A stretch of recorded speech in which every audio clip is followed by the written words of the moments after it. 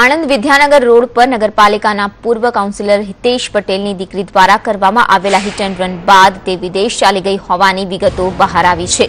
27 ઓગસ્ટે આ બનાવ બન્યો હતો, જેમાં જગદીશભાઈ ગંભીર રીતે ઇજાગ્રસ્ત થતા જેડ્સ હોસ્પિટલમાં તેમને હોસ્પિટલાઇઝ કરવામાં આવ્યા હતા, જ્યાં તેમનું મોત નીપજ્યું હતું। પોલીસે હિતેશ પટેલની દીકરી હિરની પટેલ સામે ગુનો દાખલ કરીને કોર્ટમાં રજૂ કરતા તેને જામીન પર મુક્ત કરવામાં આવી હતી। જોકે ઘટના બાદ ગયા શનિવારથી હિરની હિતેશભાઈ પટેલ વિદેશ ચાલી ગઈ હોવાની ચર્ચા ઉગ્ર બનતા તેના પરિવારના સભ્યોએ આ બાબતનું ખંડન કર્યું છે।